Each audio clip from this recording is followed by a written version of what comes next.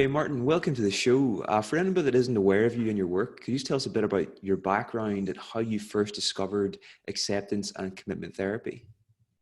Yes, I think in short, I discovered it through a passionate interest in mindfulness, and that developed for me in the early 80s, first through Tai Chi and then yoga, a period of quite intense self-exploration and discovery, and I did a 10-day Vipassana retreat, which sort of set me off on, I suppose, something of a Buddhist practice path, and I began to teach mindfulness in the late 80s on the festival scene and so on and so forth. I had been an engineer in my original training, um, and but shifted over to psychology, which once I'd got a degree, I just sort of put behind me and went off and had adventures for I suppose a decade or so.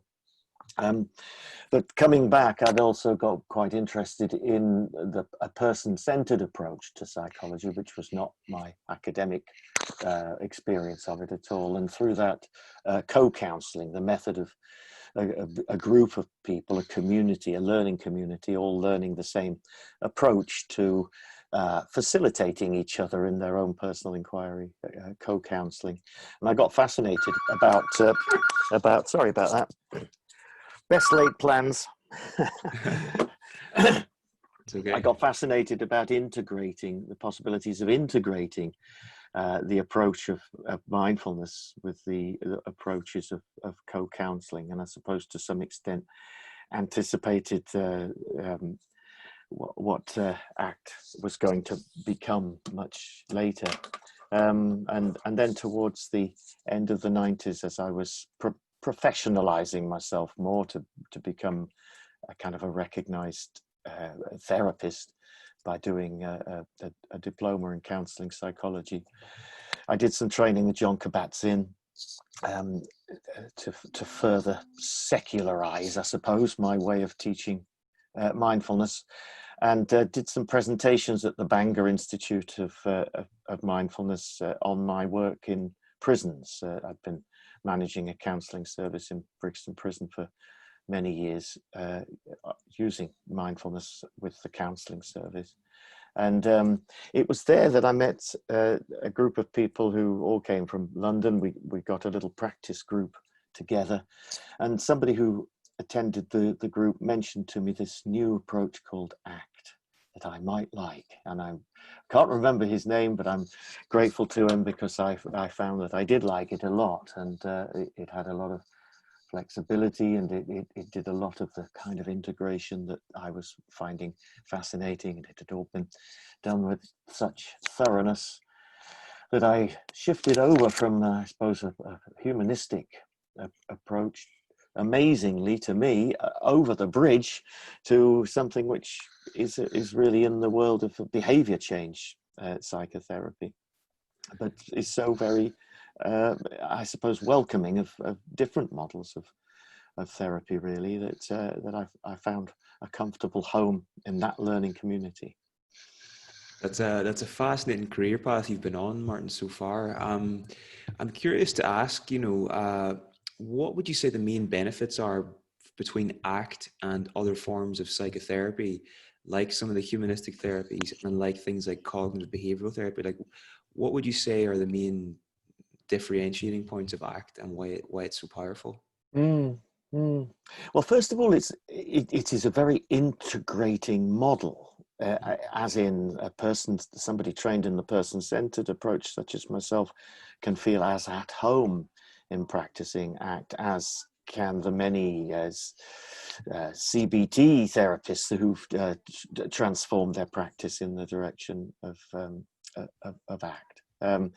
So it's integrative. So perhaps that's one of the advantages, is that we can be both focused upon behavior change, client behavior change, and focused upon, as we would do in the person-centered approach, very much focused upon the depth of working relationship as well, being two human beings in a room together, respecting each other's humanity, respecting each other's suffering and each other's best efforts. So that is certainly an advantage. Apologies for that second little interruption. I've got some coffee to sustain me now on the interview. It's all good. Don't worry about it. Yeah. So with ACT, what would you say are the core ideas that the approach is built upon? Well, I suppose philosophically speaking, there's a core difference between a kind of a mechanistic approach to the philosophy of change, of cause and effect, towards something that we call functional contextualism, which has quite a different feel to it. The truth criteria of functional contextualism is what is true is that which works. And when you apply that to the work with one's clients, what works, what is workability, to coin a phrase, is that which helps a client move towards what truly matters to them in life. And this, in a way, this is where the values are integrated into the ACT model. So the truth of what we're doing as therapists, as a way, according to functional contextualism, is, did the intervention work? The proposed intervention in this moment that I as a therapist are thinking about, does it work or contribute towards helping the client move towards what's most important to them in their lives? That's really interesting. I've never heard of that before. So am I getting this right? Functional contextualism is basically the idea that the truth is what works, what actually works in Yes, practice. it is profoundly pragmatic in that, and that means a great deal of flexibility. And of course, you know, I think we'll be exploring that later. But when we're not bound to rules. In the ACT model, we move around. We move around the model according to what's going to work in the moment, and it's all in the service, if you like, of what we know of the client's values. And that helped me coming to this model from a person-centered place where I deeply respected the, if you like, the rules of Carl Rogers, who, in a way, in developing the model, was back in the 50s and 60s, was pushing back against perhaps the excesses of a very mechanistic, developing behavioral psychology, delivered by somewhat inhumane scientists. And that's obviously a little stereotyping and unkind, but I'm just trying to make the point. So his was a very heartful approach, which believed in the client's self-actualizing potential and advised strongly against the therapist directing the client in any way. So it was non-directive therapy. With ACT, by recognizing and understanding and working with the client on their values, once I as a therapist know what a client values, then I can give myself permission without, in a way, compromising those earlier principles to help direct, because I know it is what the client wants. It is, if you like, their self-actualizing potential is the knowing of their values. And if I can then pragmatically work with the ACT model to help direct them in the direction that they've said they want to go, then I'm both being a behavior change scientist, if you like, and I'm also being a person-centered therapist. Practically speaking, how does ACT actually work? You know, how are the sessions structured? What are the key things that an ACT practitioner would focus on at the start of a session with their client? And how long would it usually last? Like, how long is it a long form of therapy? Is it quite short term? Could you tell us about a bit of the practicalities of this model of working with people? Yeah. With regard to long or short term, I suppose typically people would, practitioners may start with an idea of 6 to 8 meetings, giving the model and the engagement with the client a good shot. Having said that, there are active developments in creating single session act and useful outcome evidence to show its effectiveness.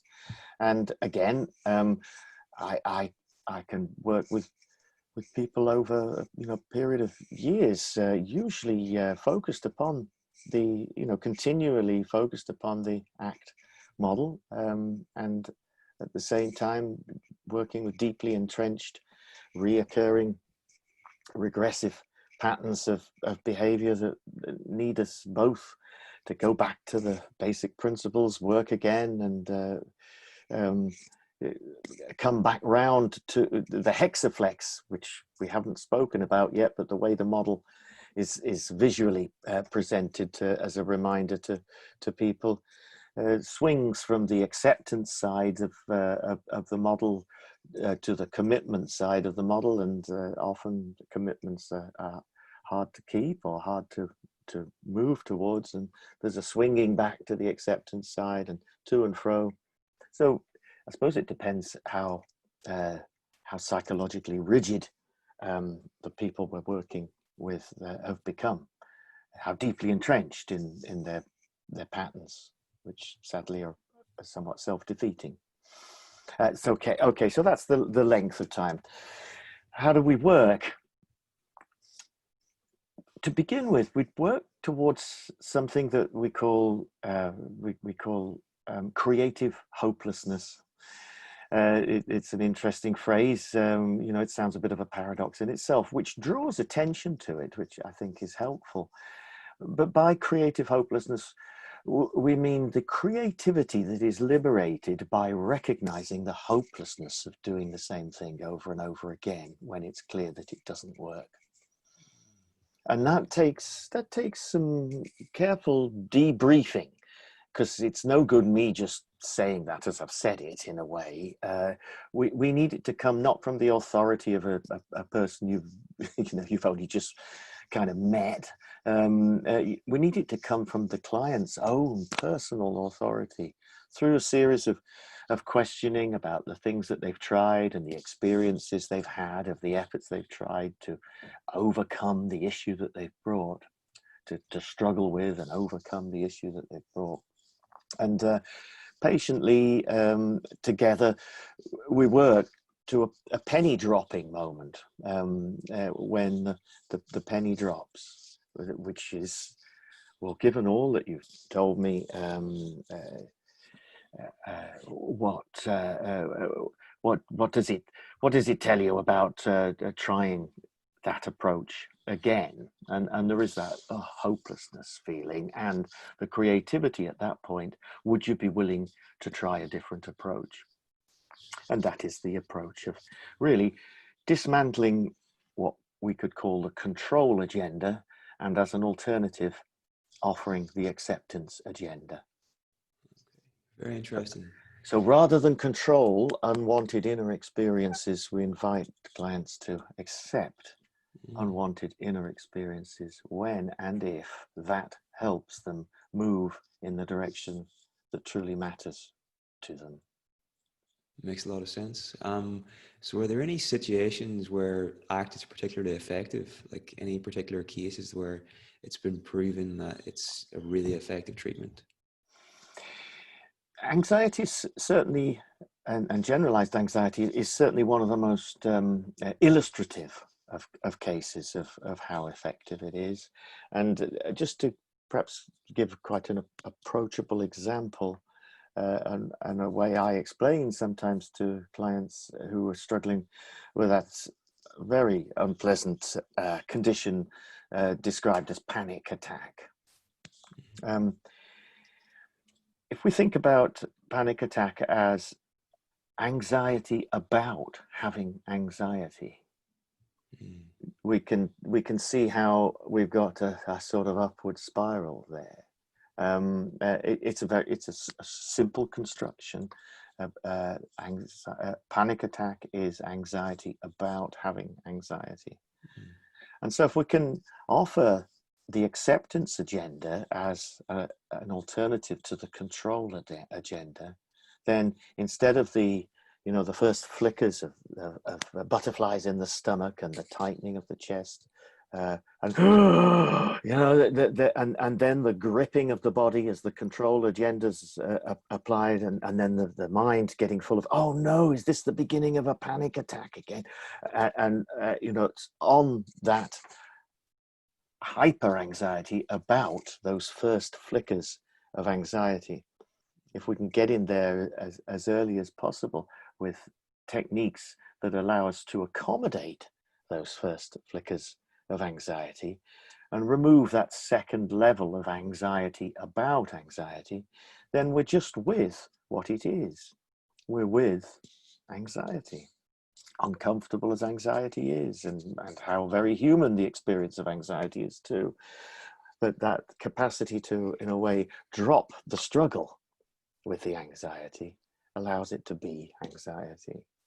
And the phenomenon of panic attack has no upward motor to wind us up. So that's perhaps a good illustration of its effectiveness, and certainly there's reams of outcome evidence, plus plenty of evidence of how each of the different core processes contribute to work with helping with anxiety. And something that's just been published a few days ago by Yale University is a handbook, a little manual, a recommended manual of using acceptance and commitment therapy with psychedelic assisted therapy. It's been discovered by Yale anyway, and its research teams, that ACT is the approach that lends itself best to helping with both preparation and reintegration sessions, therapy sessions, in the before and after of using psychedelics to assist with long-term depression. That's super interesting. Just going back to the anxiety thing. Yeah. In his book, A Liberated Mind, Stephen Hayes, he says the important thing is that it's not really important what we think. That's not the important thing. It's how we. It's what we think and feel isn't important. It's how we relate to what we think and feel that's important. So whenever we have an anxious thought, and then we try and solve that with another thought, like that's the source of the problem. So it's changing our relationship to our thoughts. So is it in a way that we allow these thoughts to be without trying to change them, and then it's more likely to pass quicker? Or is that the approach that's been recommended here? Or could you maybe expand upon that? Yeah, you're talking really there, or referencing two of the core processes. A core process that we call cognitive diffusion. Just to demystify that, because it's diffusion isn't really a word as such, although diffusion is the way a space is filled by a gas, or the way it's a chemistry term. Never mind about that. But diffusion is to perhaps take the fuse out of something, perhaps. But we're talking about a phenomenon of mind and of human experience whereby we become identified with what we think. So we almost overlook, if you like, that thinking is just another form of behavior. It's cognitive behavior, and like many behaviors in the whole of the sentient world, I suppose, the behaviors become practiced and routinized and habitual, and thinking, to quote I can't remember who it was who said it, but thinking is a great servant and a lousy master, because we can't actually kind of control what we think, although we tend to think we can, and that's why the control agenda that we previously spoke about is difficult, is seductive and very difficult. So yes, building a different relationship to our thinking, whereby we are in the perspective of being the noticer of thought, as opposed to being subjected to what we think. So as opposed to being, in a way, the subject of the thought, we are the observer, the witnessing of the behavior called thinking. And yeah, that's a way of talking about it. Another way of talking about it is, considering, can we afford to buy into that particular thought?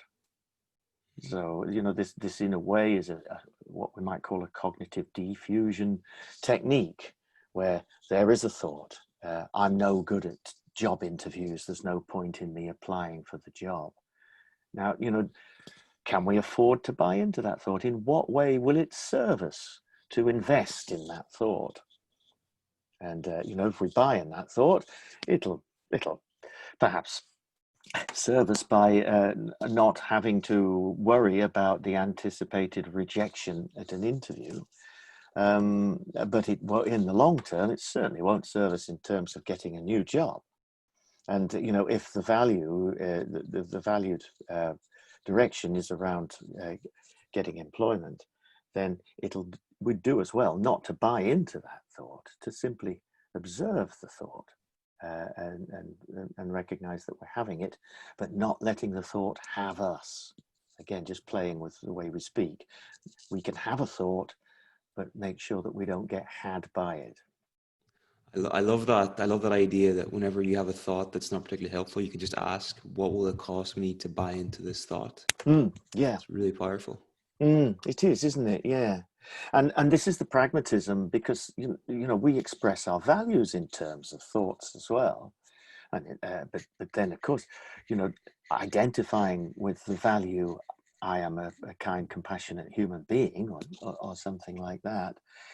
If that is then going to, direct our behavior, just in the way that identifying with the thought, I'm no good at interviews, is going to direct the behavior in the direction of not applying for the job, but with a valued thought like that, we can buy into that. Because that's value all around, isn't it? That's value all around. Ourselves and everybody around us is going to find value in us believing in the thought, I am a kind and compassionate human being. Fantastic. So it seems that psychological flexibility is a big part of the ACT model. So for anybody that hasn't heard of psychological flexibility before, could you just give us a brief kind of overview of what that means in simple terms?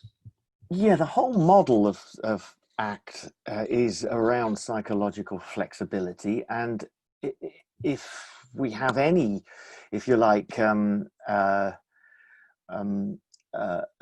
definition of what is pathological, it's based around inflexibility. So when ACT describes a pathology, we tend not to talk about it in terms of the DSM-5, wherever it's got, the way of labeling particular branches of human suffering.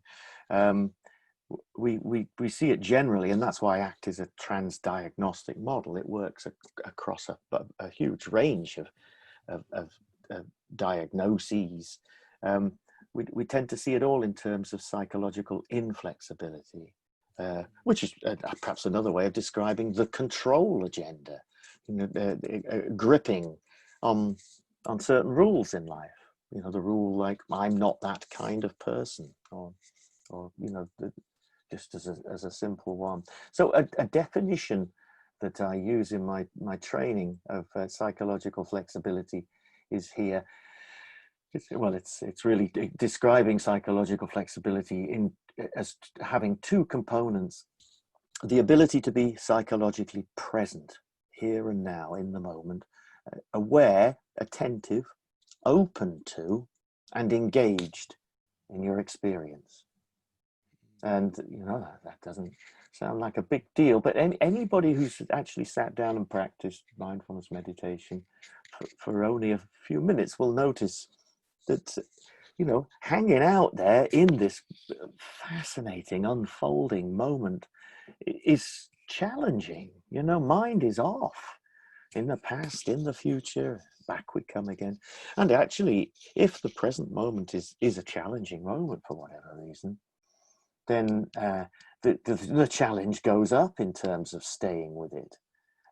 But the challenge of staying with a present moment in the moment of challenge is the possibility of being present and responding to that moment, rather than the conditioned and habitual tendency to react to that moment in our various sort of escape strategies. So that's the first component, the ability to be psychologically present, aware, attentive, open to, and engaged in our experience. And then secondly, the ability to direct our behavior, and that's in the external world, to serve one's own valued ends. So in that moment of being open and aware to a situation, can I exert my agency in the direction of what truly matters to me in that moment? Those two ideas, if you were just to internalize those two ideas and act them out in your life, like, it would make such a difference. Just whenever something happens, whenever something perhaps difficult happens, being able to stay with it, stay present, and then to choose your response based on your deeply held values and the kind of like long-term directions, as opposed to like an emotional reaction in the moment. Like, if you could do that, like, it would just have such an enormous benefit on your day-to-day experience of life. It's such a powerful concept. And powerfully reflected back to me. I like the way you put that. Yeah, indeed. And, this isn't a destination. This is an ongoing process, just like mindfulness meditation is really. It's a myth that we arrive somewhere, some blissed out, permanent grip upon the present moment. It's all in process, really. And working towards psychological flexibility is something that we are on at times and we're off at times, but with those stated values and a personal familiarity with what matters to us, we can be in the midst perhaps of a dispute with our loved one, and in that moment of confrontation that we've so often ducked out of with a particular way of doing things. By being present and feeling all the experiences of that moment of growing confrontation, there's a possibility to choose a way of being assertive in the communication with, instead of the usual sort of win-lose kind of the method of communication that we've perhaps developed over years. We can go for a win-win solution that is also, which is clearly much more in line with our values. So that's the advantage of psychological flexibility. That's really interesting. Now, maybe it'd be helpful to talk a little bit about psychological inflexibility and what that is, and why. I've just noticed in myself, and I think it's a human tendency in general. We seem to have an obsession with rules. Like, our minds can get very easily dominated by rules, and why is this? And is there any way useful ways we can overcome that? I would suggest that those rules have proved helpful in the past sometime. Frequently, perhaps in childhood, and at times when we weren't in full adult agency. But rules that go, when this starts happening, what I do is this. and particularly if you've been brought up with any sort of background trauma in the family nexus, we've all got some form of trauma going on, and transgenerationally, trauma gets passed down the family line generation by generation. And so a young person, a young vulnerable person, develops rules. You know, you don't express your emotions when mum's being emotional. It'll only come back at you. You'll be punished. You'll be punished for it. It's an example. So that previous example, just spontaneously came up with about being in an argument with your intimate other, perhaps. Maybe something there that, there's a rule that says, even in that moment of confrontation, that what makes flexibility difficult there is that there is a rule running that says, don't share your emotion at this point. Your partner is becoming emotional. And so flexibility about rules when we've become adult and in our agency and working towards becoming more open and more authentic as human beings is important. I think your question was why are they so around, ubiquitous, really? And I think it's originally around self-protection, but it was a much younger self. And if we're looking in a way to expand our sense of self, our self concept, or even liberate ourselves from many of our self-concepts, then dropping some of our rules is going to be a prerequisite. 100%. That's really interesting. So now, Martin, I'd like to start to cover just maybe an overview of the 6 core processes of ACT. Like, Yeah. maybe if we could just briefly mention each one and then talk a little bit about what each one is, and maybe if you've got any examples of how someone might practice one of the processes, that would be really helpful for listeners too. Yeah, great. Yeah. Very typically, people will know of the ACT model being presented visually around a hexagon, and just as a sort of a playful, another playful invented word, it's often called the hexaflex, because the 6 core processes are all around flexibility, psychological flexibility. And so on each of those surfaces of the hexaflex, we write, one of the core processes. So I'll just go round typically in the order that we tend to see them visually. So at the top left of the hexaflex, we've got acceptance or willingness. And I tend to think of that more in terms of our inner embodied experiences. Although everything on the left side of the hexaflex is around acceptance, really. But I find it best to think of it in terms of those butterflies in the stomach we spoke about earlier on. The many embodied experiences that all human beings have and are more or less in touch with, where it is helpful to help us move in a valued direction, then the capacity to accommodate those experiences rather than flee what produces them, or somehow develop a big internal battle to try and contain them and keep them in their place, limit their frequency or their intensity, where we can simply accommodate, make room for, then we are more flexible to meet the moment. So that's the core process we call acceptance or willingness. And sometimes it's useful to call it willingness rather than acceptance, because people get a bit muddled with the idea of resignation. You mean I've just got to put up with my anxiety? Not at all. There's something much more active about acceptance. It isn't about resigning and putting up. It's the opposite in a way. I best leave it there. But it's an active choice. It's not about being defeated. It's about moving forwards with courage.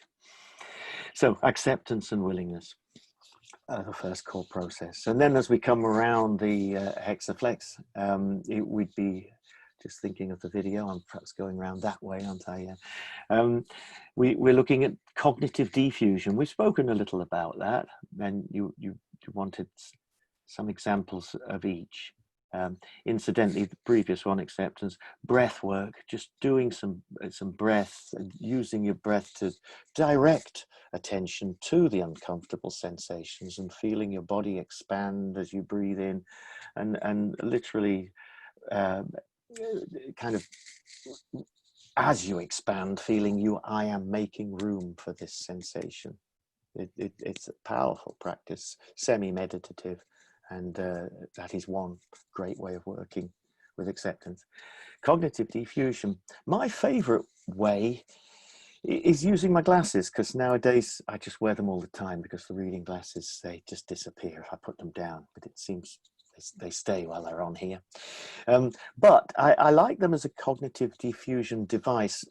Something about cognitive diffusion is that distance, setting up a distance between me and the thought that I'm having, as opposed to I am anxious. It is, I notice myself having the thought that, what if the sky falls down on me?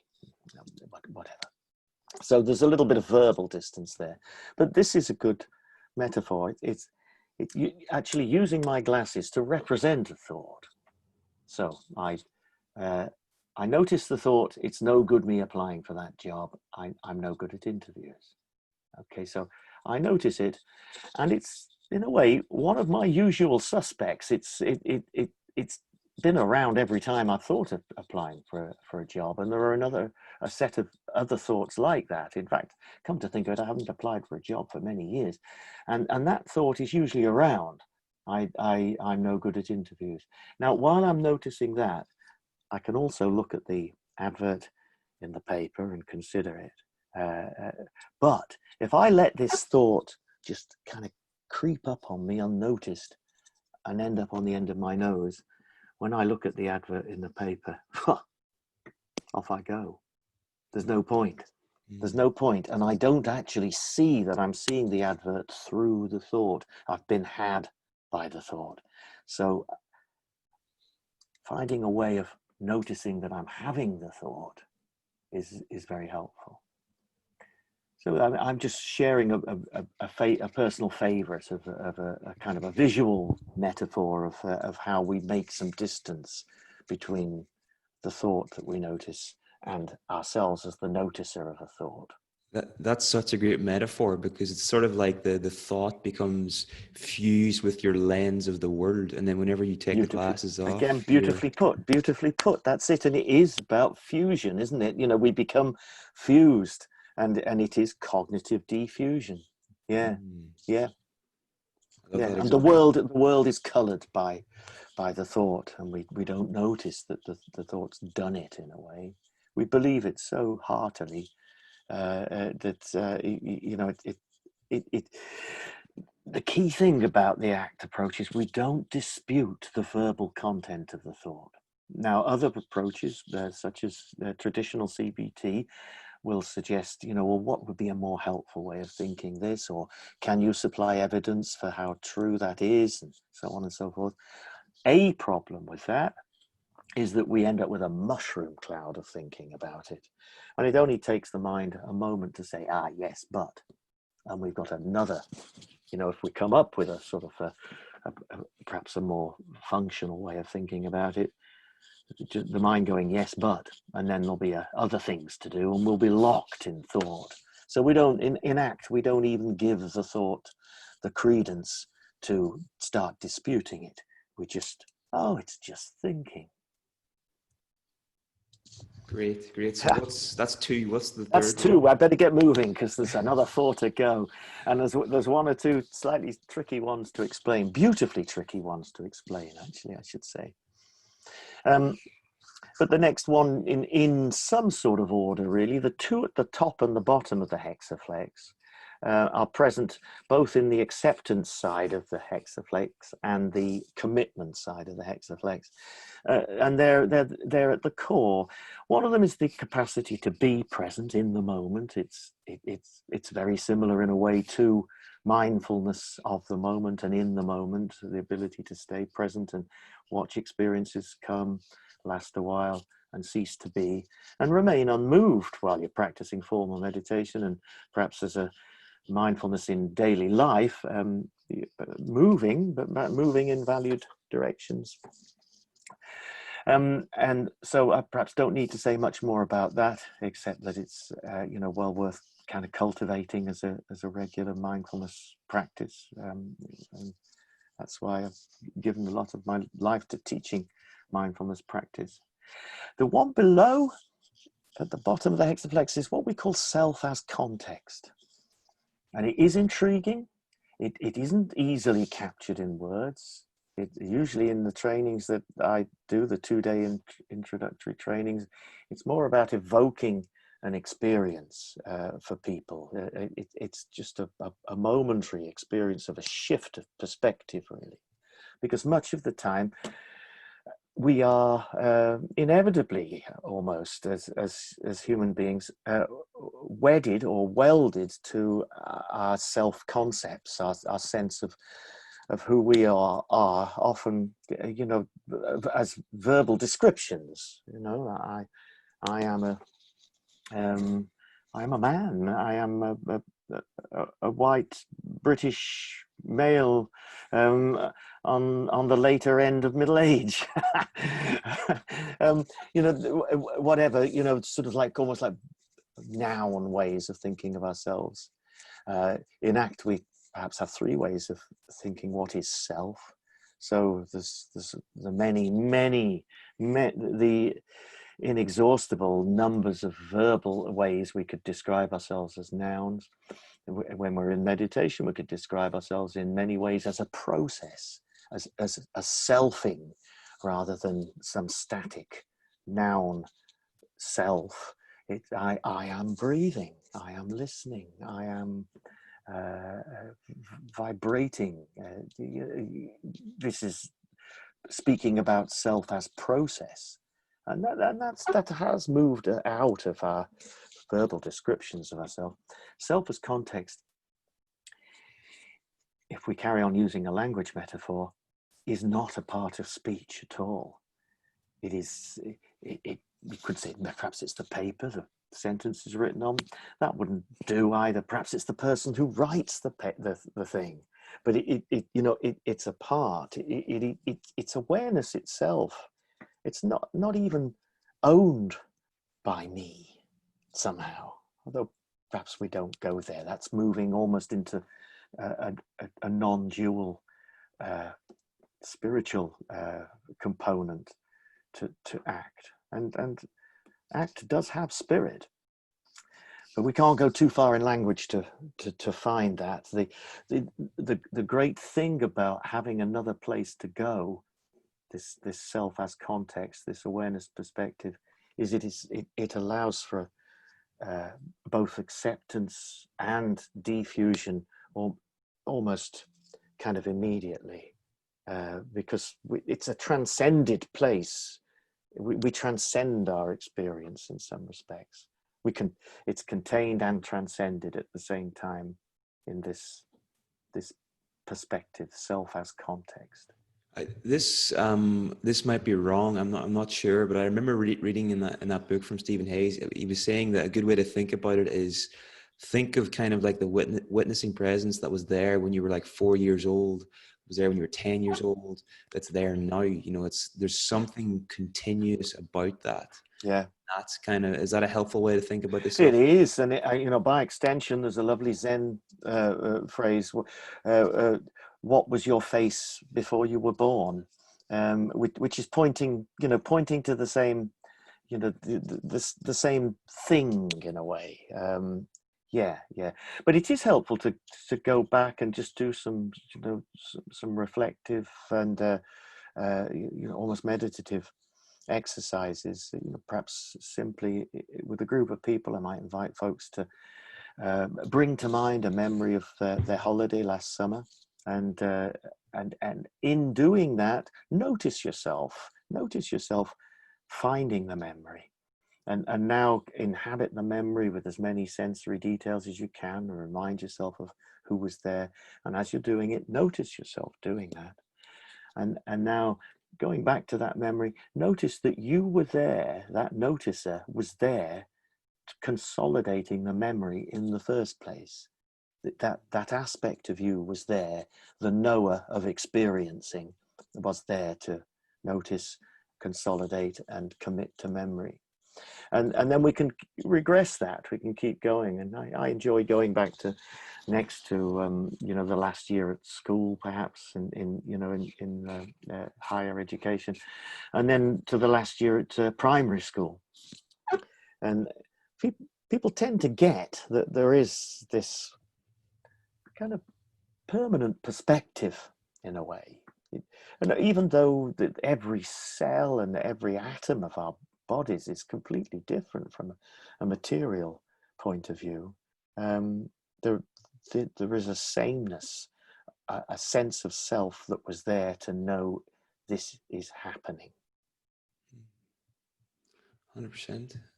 So is that 4 we've done or 5? Yeah, that's 4. Yeah, and perhaps the other 2 are a little easier. Now we're moving over to the right hand side of the hexaflex, and we'll go to the top right. Values, that which gives our life meaning, purpose, and yeah, value. Working to help people identify that. We're often out of touch with it. It's not really something that we're invited to do throughout, however high we've gone in our education. We're not usually invited to consider what it is we truly value. Even whether we truly value the education we're getting, for that matter. In terms of our personal heartfelt desires.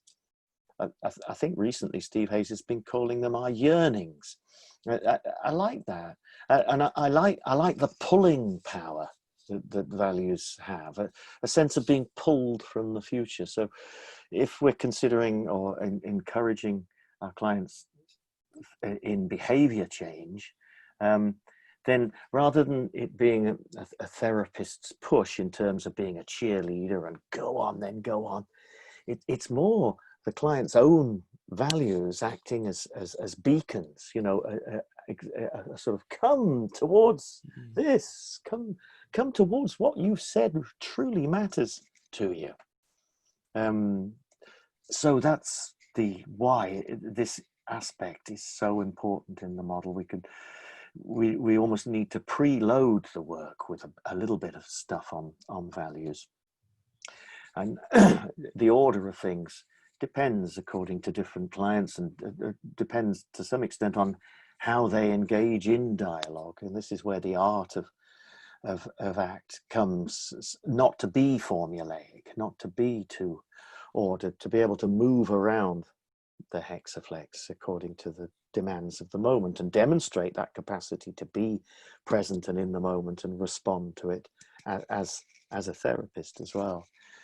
So once we've established values, then the last thing really is the commitment to act, committed action or goal setting, which is very familiar to most behavior change therapies.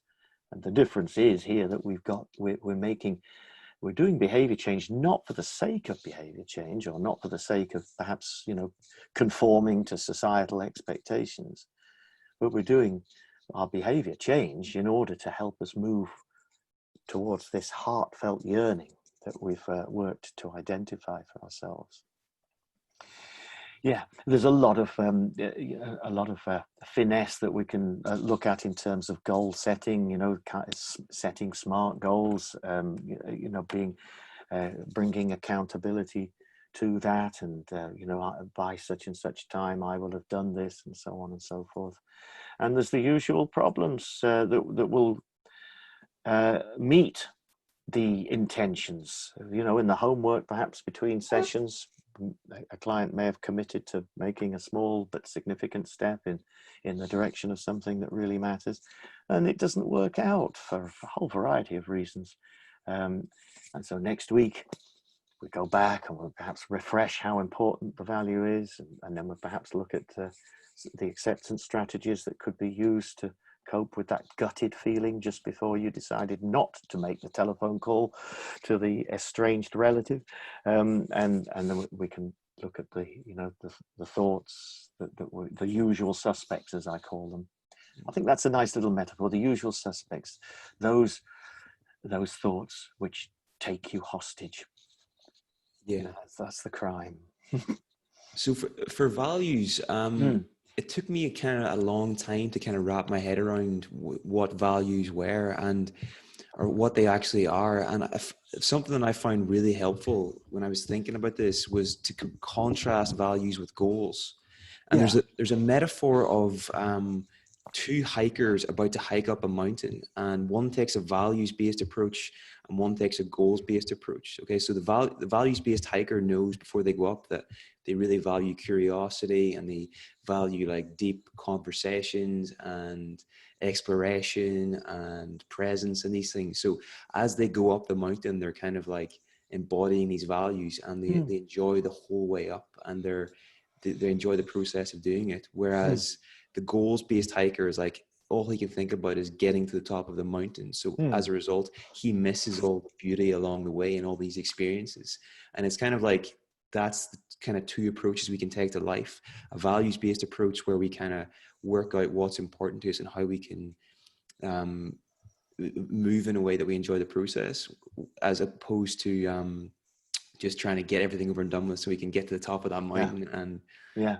and move from there. Is that a fair way to describe the values based approach? Yeah, Or I think it's very illustrative, isn't it? And of course, the with that model, if you like, of those two, if those two hikers become hapless hikers and the weather is so bad and the peak is not reached, then our values-based hiker has still had a great adventure and had some wonderful conversations with whenever he can get the attention of his fellow hiker, and perhaps has really enjoyed how they made the decision to return and how they took some skillful decisions on the way down to return.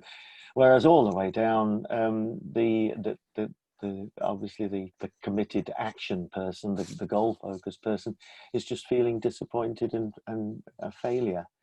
So that unpacks that a little further. So a really neat shorthand way of talking about values is qualities of being and doing. Qualities of being and doing. And it's so important to have both aspects, the doing and the being, in there. That my qualities of being and doing. Quite a handy way of just condensing it down, really. qualities of being and doing. I like Mm. that. Yeah. Like Yeah. I've heard it described that they're kind of like adverbs. Like you would say like uh, teaching clearly or Mm. giving gratefully, or it's always an adverb after something. Is that? Yeah, well, that's definitely a qualifier, isn't it? A qualifying word. Yeah. Yeah. In fact, sometimes helping people identify values, I'll use a so-called values card sort, 70 or 80 different small cards with values words written on them. Now, there's a few little problems here, as in our values need to be our values. So even presenting people with a list of values words, is a touch presumptuous. But nonetheless, it perhaps tunes the mind to just be thinking about what are values just by looking at the words we have in the language for them. But sometimes, people will mistake the exercise for these are the values. Then I must choose my value from the 70 or 80 cards. But I think of them more as vocabulary. And yeah, adverb vocabulary. I may want to be looking at what values do I bring in the world or the realm of my intimate relationships. And so then authenticity may be an important word that would describe my value in relationships. It wouldn't be the value, but it would be perhaps with authenticity. I communicate wherever possible with authenticity and patience and authenticity, or something something along those lines. We build up with value words to create a mission statement, I find that's an ideal, is to be able to speak in that manner. Very interesting. Now, I'm not sure if I'm getting the term right, so you can correct me if I'm wrong, but you've done some work on the ecological self. Yeah. Can you tell us a bit more about what that is and how that relates Yeah, to? appreciate you asking me that question. And I've unpacked it a little further, which I'll talk briefly about then. So I've been very committed. One of my committed actions in the service of the value I place upon social and cultural change and playing a part in it. And indeed, I like to bring that to my work with my clients as well, in whatever way I can and wherever I get a chance. I will introduce the possibility of not only change, personal change, but also one's own contribution to the what I see as the absolute vital necessity for the human cultural change, and literally vital, and really feeling on the cusp of that, and wanting to play a part, really. So the ecological self has been around as a concept since developed by a deep philosopher called Arne Næss. I think he was a Danish philosopher. And then again taken forwards by people like Joanna Macy, who's been around, an inspirational woman in her 90s now, been around and teaching ever since I began social activism and before. I began in the 80s or so, and at that time she was running things called the despair and empowerment workshops to support people in the struggles during the Cold War, the peace movement, people who were burning out with their despair. And her beautiful insight was that if we can open up and accommodate our despair, and you can hear the echoes in act of that, then we can find resilience and stay committed to values of peace. Peace as peace protesters, stay committed to that. But the ecological self, to me, seems utterly vital for us as individual human beings to truly understand ecological valuing. I've worked hard within the ACT community to introduce ecological valuing as, if you like, an extra realm of values that isn't in the traditional values sheet, where we help people go through different areas of their life to say what they truly value. And there's the very noticeable gap I felt in terms of ecological valuing, and that's because of something, proximity. We can talk about what we value in terms of intimate relationships because this is the person we live with in our house, or we can talk about what we value in terms of our family, because that's traditional values that have been around since biblical times.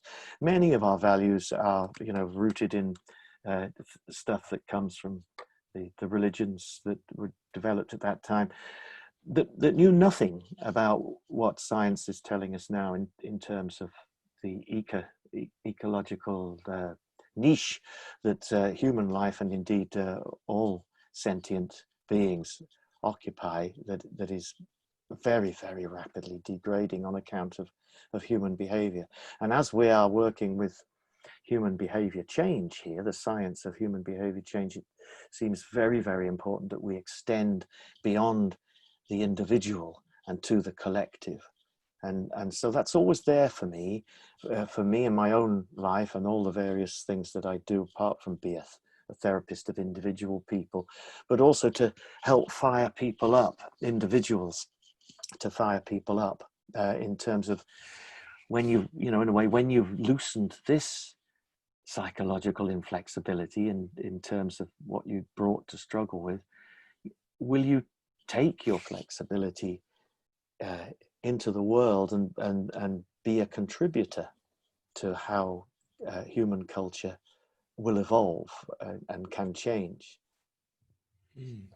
So it feels political, it feels both personal and political. And I mean political, I don't know, in a small p or whatever, but the politics of human survival here, are beyond the personal preoccupations of each of us as individuals struggling with our rigid psychology, whatever, to the extent to which we can become liberated from that, can we contribute our insights into evolution, cultural evolution? Can we become evolutionaries?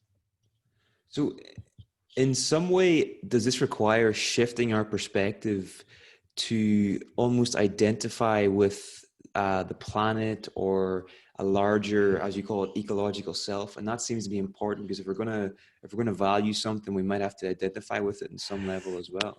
Beautifully put, Niall. Yeah, absolutely. Yeah, that's it. We can have values like, from a human point of view, we can perhaps say that we like to see nature and sense of using nature in a way. And the lifelong activist John Seed from Australia, when asked where does he get the if you like, the commitment to be still defending the rainforests, 3-4 decades later, when he first came to prominence in Australia doing that. And in a penny dropping moment, he said, I came to realize that it wasn't me doing the right thing anymore. It wasn't that. I was just that part of the rainforest that had woken up to its own destruction and wanted to take the right actions. And that was, that's beautiful. And there are quotes around like that you just get it for a moment, where other people have got it and just felt into that. And it really does take some cultivation to know that it's the quality of interdependency and interbeing, as the Vietnamese monk Thich Nhat Hanh coined the term interbeing. So rather than individual human being, and the story of separation, which in a way our whole kind of cultural model runs on, dog eat dog, sadly, still to some extent, competition and so on and so forth. It's a story, a new, almost like we need a new narrative, we're reaching towards it. And I think some of that will be actually having experiences, perhaps deep in nature, where we can feel our at oneness. And indeed, I've had that privilege at times, spending long times meditating in woodland and wilderness and just being and feeling that in moments of that interbeing that give us the energy for working beyond our own personal needs and desires. It's ecological valuing rather than my valuing. That's what excites me, and it isn't only around kind of global warming and climate change. It encompasses diversity, all sorts of the inequities of the current system, and I feel we all have a part to play in that. And it's not just about winning the game; it's about changing the game. In terms of actually developing this perspective and this cultivating it, aside from spending time in nature and maybe meditation, is there any other things that people can do to cultivate this? Like, are there any books you would recommend, or any resources?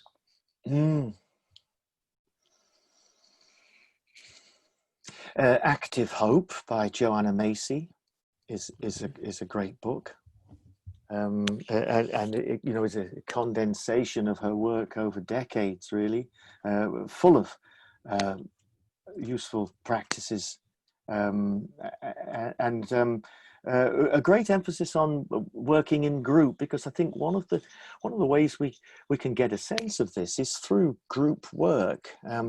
You know, group work with a facilitator that is keen to facilitate usness, a sense of usness, and it's working in the we space, if you like. You know, what we, how we can be, what we can do, and many small nodes of this, getting in touch with each other in some respects, networking, small units of it, we talk about it in the wonderful coming together of evolution science, biological science, social science, and the science of behavior change, which is known as the pro-social model. We talk about this as polycentric governance, small groups of people managing the commons, and coming together almost like a beehive of small groups working to group values rather than individual values, and then finding their way to, you know, to take it upwards in polycentric governance. It's an inspirational model, and you know, it's exciting to be part of that kind of work. Brilliant. Well, Martin, I think that's a great place to end. Yeah, Thank you very much for your time today. I really appreciate it. Where can people find you online, or are there any resources you'd recommend people to go check out? yeah. Myself it's an easy one. It's the 3Ws dot Martin Wilks with no e in the surname .com. So www.martinwilks.com. And I've also got a community interest company that I work with in the pro-social model with 5 colleagues, and that's 3 dots BWIS. That's BWIS. It stands for Being Well in Suffolk. I live in Suffolk in the UK. Dot online. It's bwis.online. Yeah. Cool. We'll link to these in the show notes for the That's interview. great, thanks. And then generally for the Association of Contextual and Behavioral Science, which is the kind of mothership of these this particular therapeutic approach, functional contextualism, and a variety of other therapy approaches that are fellow travelers that live within it. That's just go looking for ACBS. I'll just get the link for you. There won't be a second. We can start. You We can can start get that together yourself. Yes, okay. Yeah, after. Don't worry about it. That Right. is a huge resource where many teachers share their particular ways of teaching. There's a whole journal. You know, it's a values-based membership site, so that you can get much of the stuff there for free, and some stuff you may have to join, but you can decide what it's worth to you, which is a good principle really to demonstrate. Great. Yeah. Great. Well, Martin, thanks again. I really appreciate it, and best of luck to you going forward. Thank you, Niall. Yeah, I appreciated you giving me the chance, particularly to share my enthusiasm for the latter part of the session.